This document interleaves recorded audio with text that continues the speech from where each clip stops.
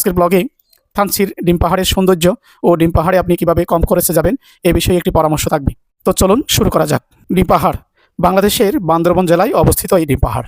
পাহাড়টি আলীকদম এবং থানচি উপজেলার ঠিক মাঝখানেই অবস্থিত। এই পাহাড়ের মধ্য দিয়ে সমুদ্র সমতল থেকে ২৫০০ ফুট উঁচুতে নির্মাণ করা হয়েছে বাংলাদেশের সবচেয়ে উঁচু একটি সড়ক পথ। এখানকার একটি পাহাড়ের চূড়া দেখতে ডিমের মতো হওয়ায় স্থানীয়রা এর নাম দিয়েছেন ডিম পাহাড়। ৩৩ কিলোমিটার দীর্ঘ এই সড়ক পথ জুড়েই প্রাকৃতিক সৌন্দর্যের লীলাভূমি। অন্যদিকে ডিম পাহাড় এলাকায় দাঁড়িয়ে ছোঁয়া যায় আকাশের সাদা মেঘ। রকমারি ফুল ফলে আচ্ছাদিত সবুজ গাছগাছালিতে ভরপুর এই সড়ক পথ। পিচডাল আঁকা পাকা পথ যেতে যেতে এসব দৃশ্য আপনার চোখে পড়বে এবং মন জড়িয়ে যাবে। পুরো সড়ক জুড়ে যোগ হয়েছে সবুজ পাহাড় আর ক্ষুদ্র নিগোষ্ঠীর ছোট ছোট পাড়া। গ্রামগুলোতে মানুষের জীবনধারা ও পথ চলা বৈচিত্র্যময়।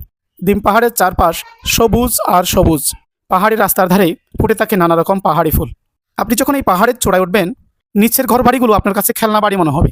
এমনকি পাহাড়ের চূড়া থেকে পাশে বয়ে চলা শঙ্খ নদী আপনার কাছে মনে হবে যেন একে বেঁকে বয়ে চলা একটি সাপ। আপনি যখন শরৎকালে যাবেন, এখানে দুই পাশের ফুটে থাকা কাশফুল আপনাকে স্বাগত জানাবে।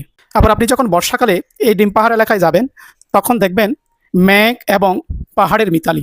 এখানে আপনাকে মেঘ ছুঁয়ে যাবে, অথবা আপনি নিজেই ছুঁয়ে দেখবেন মেঘ।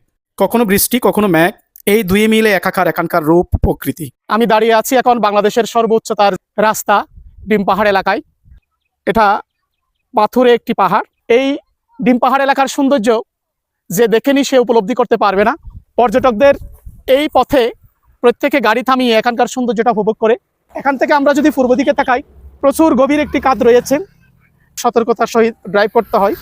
এখানকার আরেকটা বিষয় আছে, এখানে ম্যাগনেটিক পাওয়ার আছে, যার ফলে গাড়ি নিচের দিকে না টেনে উপরের দিকে টানে।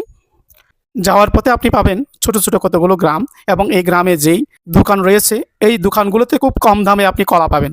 প্রতি পিস কলার দাম 2 টাকা কিংবা 3 টাকা এমন করে রাখা হয়। আর যখন আপনি এই গ্রীষ্মকালীন সময়ে যাবেন, তখন ওই দোকানগুলোতে গ্রীষ্মকালীন বিভিন্ন ফল রয়েছে। এই ফলগুলো খুবই সহজলভ্য।